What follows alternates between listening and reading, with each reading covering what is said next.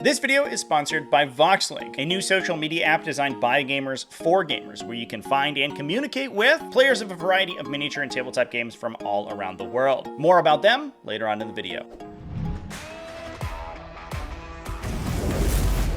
What's up, folks? Welcome back to TacticalTortoise. My name is Trevi, and today we are talking about the best armies in Warhammer 40k. This is the post-data slate edition, and this is the first week that we see the data slate being fully adopted by events worldwide. And holy crap, do I have an episode for you. Because we saw almost every single undefeated list around the world be played with a different faction. No longer is the meta being crushed under the heel of the Aeldari oppressors. They did see some results this weekend, but generally speaking, almost every single event was won by a different army. Really, things have been shaken up by this data slate. It wildly rebalanced every faction in the game, especially compared to one another, and blew the game wide open for new factions to compete. So that's what we're seeing happen today.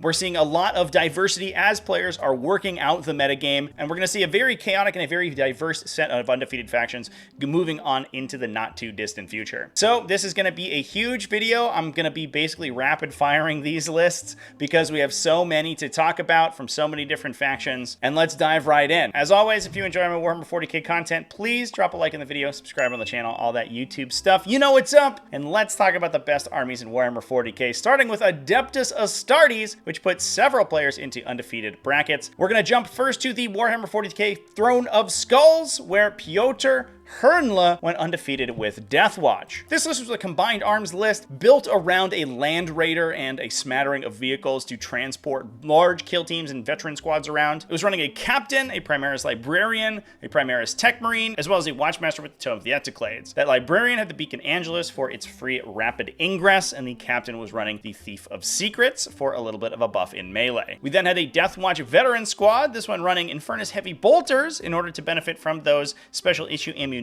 stratagems, unlike the frag cannons that we traditionally saw in the past, which can no longer benefit from those stratagems after the data slate. Still a smattering of close combat weapons and thunderhammers in that list. One Inceptor squad to add some utility alongside an infiltrator squad. A big Proteus kill team, including a biker, 4 Terminators, as well as a couple Infernus Heavy Bolters. Alongside that is a Sternguard veteran squad. This one was running several bolt rifles and heavy bolters. Again, those guys can benefit from the Deathwatch special ammunition stratagems to dramatically improve their performance, especially extending their range so they get their extra rapid fire shots at extra distance. When targeting their Osa Moment target, they do have devastating wounds on their bolters, so they're able to do a bunch of mortal wounds, and if they kill what they're shooting at, then retarget potentially to the second target chosen by the Tome of the Ectoclades to benefit from that Osa Moment effect again. This Sternguard Veteran Squad does massive damage. It does have the potential to knock 2 enemy units out in a single shooting phase with an extreme volume of fire. We then had a Stormspeeder Hailstrike to increase the armor penetration characteristic of weapons targeting whatever it shoots at, plus a Vindicator and the Land Raider that I mentioned before. Well, one of these units might be jumping in with the Primaris Librarian thanks to that Beacon Angelus. The other one can be carried in the Land Raider, and you can deal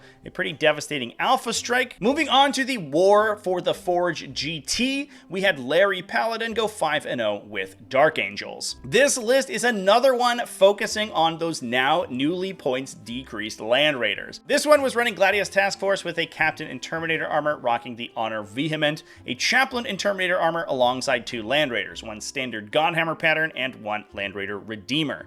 We had then 1 Deathwing Command Squad as well as a unit of 5 Deathwing Knights, backed up by an insane amount of shooting. A Predator Destructor, an Annihilator, a Ballistus Dreadnought with its new massively discounted points value, 2 Eliminator Squads with Las Fusiles and Instigator Bolt Carbines alongside a Redemptor Dreadnought and an Impulsor. With those Instigator Bolt Carbines equipped and their ability to make normal moves after the Eliminator Squads have shot in the shooting phase, they can then embark back into the Impulsor, making them extremely survivable and also extremely fast. To be fair as well, depending on the ruling, you may also be able to fire the unit again once embarked into the transport, because then the transport can use their weapons for its firing deck. That's a little bit shakier because it's probably not the intention of the rules, and I know a lot of events rule against that, but if it is allowed, that's a pretty effective combo to essentially get twice as many Las Fusil shots out of those Eliminator Squads as you would normally be able to.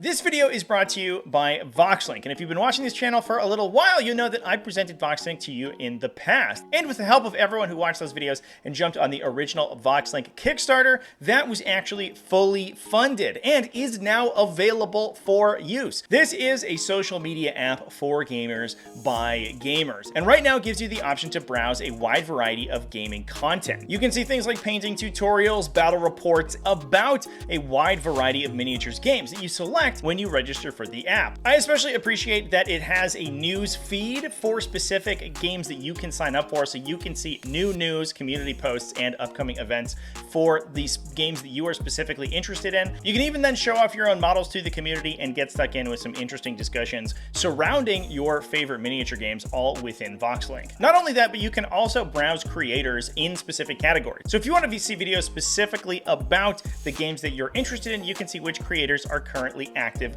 within those games. Even it's yours truly. I'm right here. I only have 4 likes though, so let's get on in there and bump those rookie numbers up. We gotta beat Zorp. So please download the app from the iOS or App Store. Go to that creator section, hit the little heart button next to TacticalTortoise, and then also avail yourself of all of the other exciting features. What Vox Link is trying to create is not only a social media app, but also have the functionality to register for events and find players in your area. This is an absolutely invaluable resource for both new and returning players to the hobby, and the best way to get the word out is to join on. So go hop onto it in the iOS and Android store, and I'll see you on the Vox Link. Moving on to the Fields of Damnation GT. This one was actually headlined entirely by Space Marines, with Ultramarines, Classic Space Marines, and Space Wolves all taking the top 3 placements. The winner was Morgan Smerrick playing Ultramarines, featuring the great man himself, Marneus Calgar. This guy has really shown up Rabute Guilliman as the namesake Ultramarine character. Now that Guilliman's aura of free stratagems is significantly less efficient, only being able to be used on battle tactic stratagems with some additional riders, Marneus Calgar just passively generating you command points ends up being a lot more efficient, and he got a points decrease to a staggeringly efficient 185 points. Incredibly good for a model that not only makes your unit advance and act normally, but also himself has a massive number of AP3 3 damage twin-linked melee attacks, plus also improves the survivability of the unit he's joined by allowing you to assign damage to his Victrix Honor Guard. The list is including, in addition to him, an Apothecary Biologus with Bolter Discipline, a Primaris Chaplain in Artificer Armor, as well as Uriel Ventress. Ventress is an interesting character due to his ability to add the Deep Strike ability during the battle formation step to an Adeptus Astartes infantry unit in your army. This is not restricted to the unit that Ventress has joined, by the way. It is simply any unit, which means that you can choose units like Centurions or Aggressors, giving him supreme flexibility. While he's not quite as efficient as a normal captain with a slightly, I guess, side-graded version of Rites of Battle, he is pretty good at melee and gives you a very unique Deep Strike effect. Now, what is benefiting from these abilities? We have a Assault Intercessor Squad, 1 Heavy Intercessor Squad, as well as a Standard Intercessor Squad, a big Aggressor Squad, most likely with the Apothecary Biologus attaching into it, and potentially also with Marneus Calgar, since he can co-attach alongside a Chapter Master, a Blade Guard Veteran Squad, which is also a potential place that Marneus Calgar could jump into, alongside 1 Eliminator Squad, an Inceptor Squad, 1 Incursor Squad, a Land Raider, alongside a Redemptor Dreadnought, a Calidus Assassin, and a unit of 40-point Inquisitorial Henchmen to take up the rear and hold down some objectives. That Land Raider is an excellent delivery system for the Aggressor unit with the Apothecary Biologus with Bolter Discipline to potentially be giving them 5+ critical hits, which then give them lethals and sustained hits thanks to the benefits applied by the Apothecary Biologus, making that unit do absolutely ludicrous damage with its ranged weapons. There's also a lot of flexibility with the ability to put units like the Blade Guard Veterans with Marneus Calgar into Deep Strike and Rapid Ingress them anywhere on the table. Then on the next turn, use Marneus Calgar's ability to advance in charge to get the unit pretty far up the table and do some massive damage in melee as well. Tons of tactical flexibility with this Ultramarines list, which really encapsulates the flavor of the faction in a way that I love. Super cool list from Morgan here, and super cool that we're also seeing these kind of off-the-wall Space Marine lists doing well. And that moves us on to another faction. Let's talk about Tau Empire, probably one of the most improved factions in this new post-Data Slate season, where they got such massive points cuts that the faction is now extremely mathematically efficient. So efficient, in fact, that we saw it put 2 players into the undefeated bracket in their events, including at the Iberian Open. To this event, Roger Boyra took a Tau Empire list running Aunva, a Cold Star Commander battlesuit with Exemplar of the Kauyon, to turn their Kauyon exploding hits benefits on 1 battle round earlier on round 2 instead of on round 3, alongside a standard ethereal. Now for 50 points can just generate some passive CP for you. We then had 3 broadside battlesuits, as well as 3 units of crisis battlesuits, 2 of 3,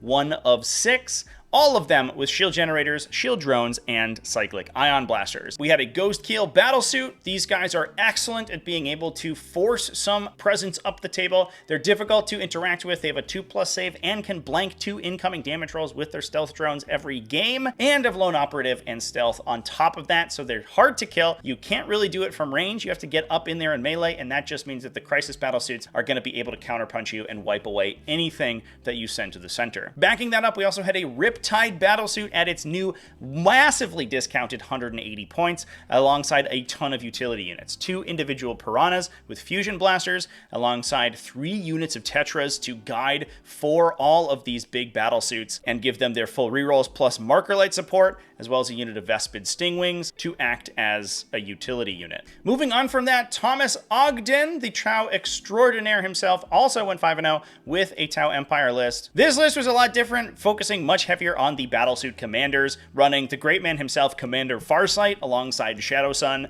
and a Cold Star Commander battlesuit with the Exemplar of the Kauyon. We had 2 individual broadside battlesuits, as well as 2 big, huge crisis battlesuit teams, 1 for each of those Cold Star commanders and Commander Farsight to join into and apply their buffs. These guys were all running cyclic ion blasters, shield generators, and shield drones, but we also had a ton of vehicle support. 1 unit of Tetras to guide, alongside 2 Sunshark bombers, and 3 Skyray gunships. These guys now at 130 points put some massive damage down range, also have Marker Light keywords, so they can add Marker Light support if you need it, but generally speaking are just an incredibly efficient offensive profile. And that moves us on to the individual factions. We're going to be slamming through these because we had a ton of events won by independent factions with no repeats. We'll return to the Throne of Skulls with Alec Courtney, who went 5-0 with Astra Militarum. Alec was running a pair of Cadian command squads alongside a Primaris Psyker and a Grand Strategist tank commander. These were supporting a massive number of Cadian shock troops, 6 units of 10 models, alongside a Chimera to ferry one of them around, a Basilisk to add some fire support, a Hellhound, and now using those newly discounted Leman Russ battle tanks to run 2 Leman Russ Demolishers and an Executioner, 1 unit of Manticores, and 2 individual Scout Sentinels to add those rerolls and ignoring the penalties to indirect fire. Pretty classic combined arms list from Astra Militarum, able to flood the middle of the table with Cadian shock troop squads. We also oftentimes see larger units of Cadian shock troops or Death Corps of Krieg to be able to hold down objectives for a turn or 2, get up on primary, and allow your tanks to slowly pound the enemy to death to eventually get you the win. That moves us on to the Lakes of Blood GT, where we actually saw a tie for first place, 2 players at 4-0-1. We'll start with Chaos Knights at number 1, with Hamish Reeve taking a massive number of War Dogs backed up by a single Knight Rampager. This guy was rocking Aura of Terror to be able to lock in objectives and not necessitate that he keeps his expensive models on them further in the game. We then had 6 War Dog Brigands and 4 War Dog Carnivores making up the body of the list, alongside 2 units of Nurglings to act as utility units. Chaos Knights got a very big benefit in the new data slate. Not only did Insane Bravery get hugely nerfed, making the faction a lot more consistent on its battle shock abilities, but also the larger knights can now hide out of line of sight and still use their Knights of Shade stratagem to move through walls, making them much better at making use of the new towering rolls more so than other knight factions. That moves us on to Hayden Korech, who also went undefeated at the same event at 4-0-1. Hayden was running Aeldari with a very heavy focus on Phoenix Lords, taking both Assermen and Fugan the Fire Lord. We had an Autarch Wayleaper as the Warlord to generate some command points alongside Aelek Nightspear, and a Solitaire. We had a single Wave Serpent, a big unit of Dire Avengers for Asherman to join, 1 Night Spinner, a big unit of 10 Ragers that Aelek Nightspear can potentially jump into, apply his lone operative style of defensive effect to the unit, and then also give them their bonus to wound, 2 units of Shadow Specters alongside a Viper, 3 units of Warwalkers, and 2 units of Warp Spiders. Tons of utility in this list and some interesting character interactions interactions, especially between Fugan and that Solitaire, being able to both independently go and do stuff, but then also potentially do some damage in the late game, especially with judicious application of Fate Dice. Interesting to see no Incarn in this list. Hopefully we see Eldar players start to move away from taking the Incarn every single time. And you can certainly see that the number of units being able to be taken in an Eldar army if you don't spend 350 points on that single model is enormous, with the massive number of vehicles and utility units that this list is able to take. Now that brings us down to another of the potential meta boogeymen moving on into the new season. We saw Devon Orchard go 5-0 at the W4 GT with Necrons. Devon's list was rocking a Hexmark Destroyer with a Sovereign Coronal for the +1 to hit aura, as your units count as being led by a character. Another 2 Hexmark Destroyers for their insane efficiency, plus a standard Lord to allow Battleshocked units to be affected by stratagems, meaning that you can reactively reanimate even if your units get Battleshocked in the mid-game. That's especially useful now that Tyranids are almost everywhere, forcing tons of Battleshock checks in a lot of their detachments. We see a Lord with the Hypermaterial Ablator alongside 2 Technomancers as well. These guys join 2 sets of Cryptothralls and jump into 2 Lichguard units. Despite their new upcharged point cost, Lichguard are still being taken as the big defensive bulwarks of these Necron lists. Backing that up is a unit of Death Marks. That's 10 Death Marks with their Deep Strike and Reactive Fire. Pretty interesting include there, but for 13 points a model, they are barely efficient. Plus 3 units of Locust Heavy Destroyers, 3 apiece with Gauss Destructors. We also saw a unit of Ophidian Destroyers and a unit of Tomb Blades to act as utility. Huge shooting from the back line between those Death Marks and Locust Heavy Destroyers, plus enormous resilience in those Lichguard bricks despite their new increased points cost. This list looks like an absolute nightmare to deal with. And that moves us on to our last event that we're going to discuss, and one of the largest of the weekend, RatCon, which had 2 undefeated players, both of them running factions that we would not have expected in the pre-Data Slate season. We'll start with the number 2 player, Boyd Morale, running Grey Knights. Boyd took a very interesting list that is a mix of different Grey Knight archetypes, making use of the newly discounted units in the Grey Knights stable, including especially Nemesis Dread Knights. This list was running a Chaplain with the Sigil of Exigence, plus 3 Brotherhood Librarians for their abilities to do absolutely ludicrous numbers of mortal wounds to enemies. And especially now that mortal wound protection is going to be shaved out of a lot of other lists, with players not being able to use it to protect against devastating wounds, its general effectiveness in the metagame has decreased significantly. Grey Knights, however, still do mortal wounds, so they are excited to see people drop things like Terminator Chaplains out of their Space Marine lists, for example. On top of that, we also saw a Grandmaster in Nemesis Dread Knight with Inescapable Wrath. That's rocking 2 units of Brotherhood Terminators. These are good homes for the Brotherhood Librarians to give them a little bit of protection, plus a Strike Squad alongside 2 standard Nemesis Dread Knights, these guys running Nemesis Great Swords, and a big Paladin squad. Super cool to see the Nemesis Dread Knights return back into Grey Knight lists. Those guys have been lied fallow for far too long, but they are a pretty effective mobile vehicle. They're fast, they have a reasonable amount of shooting, they can advance and operate normally, and they hit fairly hard in melee. The big downside is that engaging your opponent on a 1-to-1 fight is not usually what Grey Knights want to be doing, but obviously Nemesis Dread Knights are a little bit fast enough that they have a little bit of target selection themselves, so they can try to skirt around the edge of the battlefield and pick out targets that the rest of the Terminators have a tough time dealing with. And that moves us on to the last list of the weekend. Also from the RatCon GT, this was Reese Cunningham, who was rocking Drukhari. Absolutely excited to see Drukhari back on the top tables. These guys have tons of utility, however, played out the nose for it previously. And while they did get some points increases, thanks to their interactions with Ynnari armies from the Eldar faction, they do have a lot going for them in terms of cheap utility units now. This list was rocking an Archon with no enhancements, 3 units of Cabalite Warriors alongside 3 Raiders. We had 3 Chronos then to recycle pain tokens alongside 2 units of Mandrakes, 3 Ravagers, 3 units of Scourges, all of those with Dark Lances for a massive number of Dark Lances. Between the Raiders and Cabalite Warriors already, that makes a total of 27 Dark Lances in the list that you can pump full of pain tokens and then regenerate those with Chronos units adjacent to you. We also then had 2 units of Talos with some additional anti-tank shooting, twin Haywire Blasters on those guys for their anti-vehicle damage. Pretty standard list. Interesting not to see the Venoms on the table today to split those Cabalite Warrior units into combat squads, but Cabalite Warriors in Raiders backed up by the backline shooting from things like Scourges that can fire and fade to keep themselves out of line of sight does make the army incredibly difficult to engage with. And with that, that is all of the best armies in Warhammer 40k for this weekend. What an absolute doozy of an episode. Holy crap. And I think it really goes to show you how cool the metagame is right now.